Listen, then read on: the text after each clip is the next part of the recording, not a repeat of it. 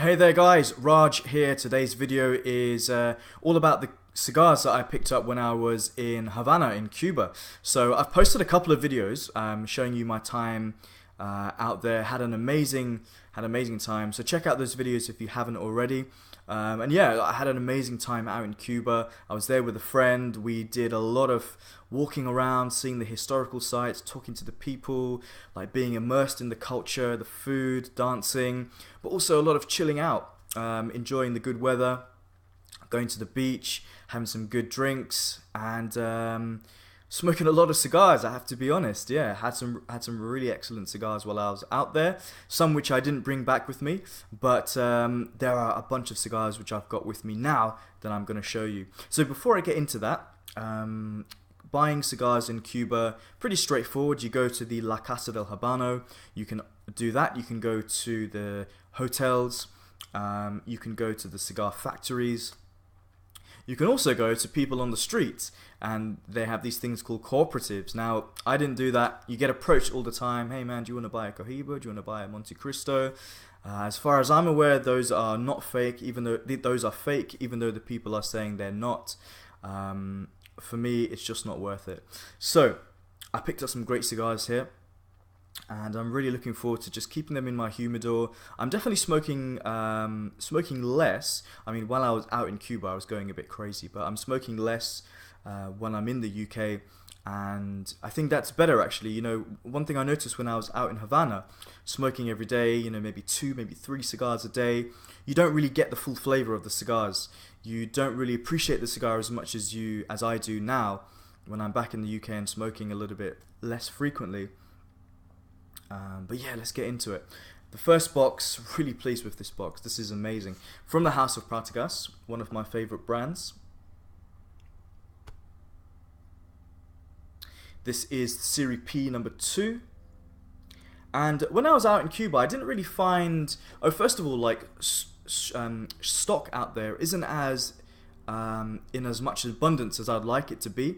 But you can come home with plenty of cigars. But I have heard that Cuba are suffering from the crop issues, and that's affecting retailers around the world. So I was looking for an older box.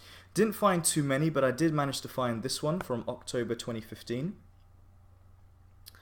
Prices are also great out there, around a third or 50% less than what they are in the UK. This number here, $8.20, or 8 Cook, which is equivalent to $1 American. Really good price as far as I'm concerned for this amazing cigar. It really is fantastic. Presentation, pretty good. Solid cedarwood. There's a big sheet of cedar at the top. Simply take that out.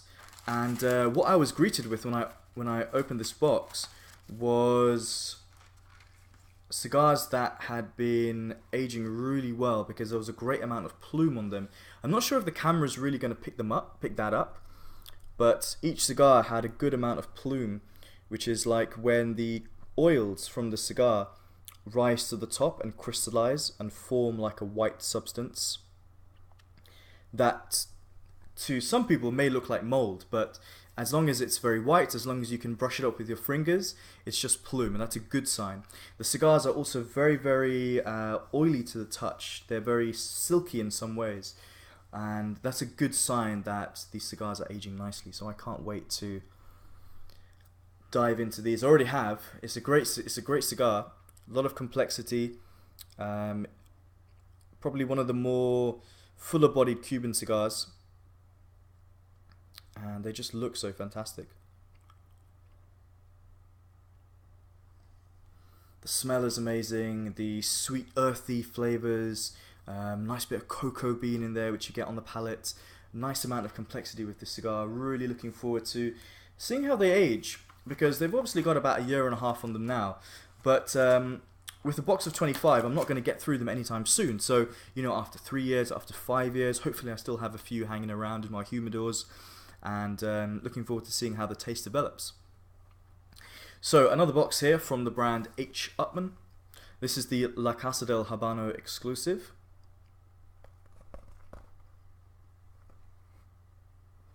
and this one is called the Royal Robusto. Royal Robusto was going through so many boxes in I can't remember where I got this from exactly, but managed to get one from May 2015, which is always good. So not long until these have a couple of years of age on them. $7.45 per cigar. Again, I think that's a really good price. I mean, especially in the UK, when singles, you know, this cigar, I don't know the exact price of how much it costs, but it's probably going to cost something like £15 here in the UK. Maybe a little bit more. So the box opens up like so. It's more colourful than the Partagas box, but it doesn't have that sort of like thick cedar lining. And I've smoked a couple of these. I actually smoked one single when I was out there, which kind of made me feel like I had to get a box. And the cigars are like so.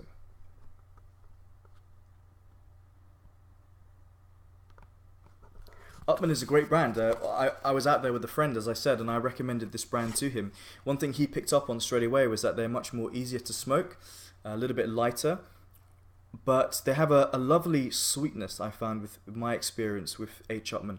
A really, really lovely sweetness, and this cigar had it as well. H. Upmann, you know, the Connoisseur A, the Connoisseur number 1, the Magnum 46, Magnum 50. These are all fantastic cigars, actually, and I think it's a brand that I'd like to get into a little bit more. I think this one, along with Partagas, could end up being one of my favorites. So, looking forward to keeping those for a while, and again, seeing how they develop over time. And the flavors do definitely develop. With Cuban cigars, it can be a little bit tricky sometimes. You have to wait, but it's like a delayed pleasure in some ways. So, going on to a few... No, I didn't buy a box, I got a few singles. I've actually got my tray, which I got from my humidor, just to be easier to show you guys. So what I've got in here are a couple of limited editions, a regional edition. So the first one here is from Trinidad, the Topaz, the limited edition for 2016. I've got about maybe 7 in here. I've got about 6, maybe 6 or 7. I will take them out of the box. This one is from Ramon Allones, the specially selected. The limited edition from Romeo y Julieta, the Capuletos from 2016. And a regional edition from San Luis Rey. So I will get them out. I did a Cigar of the Day video featuring this chunky old guy, the Trinidad 2016 Topaz. It's actually a really excellent smoke. You got the cool pigtail there. Camera's not quite focusing, but all you need to do with this pigtail is basically just twist it. I don't cut them, I just twist them off and the draw is perfect, vast majority of the time. Very good cigar, very nice, grassy, sweet. A little bit bitter actually, so I feel like I need to lay these down a little bit. Even though this is a 2016 cigar, I still think it needs, it definitely needs more time. But I think this could be a really excellent cigar, so I bought a few of those because I just had a feeling they would be really good. One which I smoked when I actually got back to the UK. It's a good cigar. This is the Capuletos.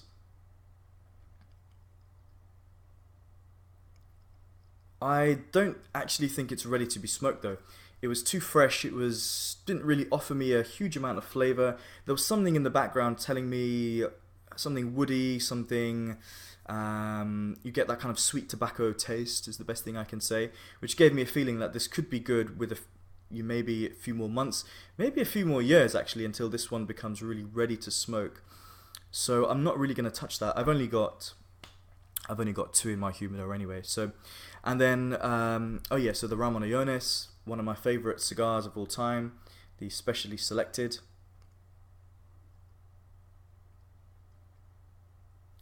So this is a very interesting cigar, and maybe one that is slightly overlooked.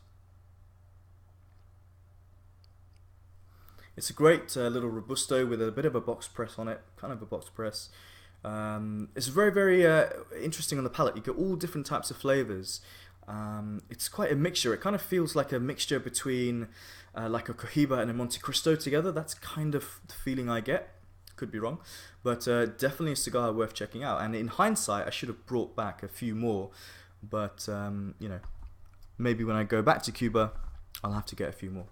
And then finally, I did a cigar of the day on this also. This is the regional edition for San Luis Rey. And this one is, I think it's called the Marquez. I'm not 100% sure. As you can see here, Exclusivo Cuba. Another big chunky cigar. Very, very nice. I think this is the first San Luis Rey I've smoked. It's not a brand I really know too much about. I don't think they have too many Vitolas in this brand. But every time I light one of these up, and I've got 3 in here, I'm going to think about the amazing time I had in Cuba.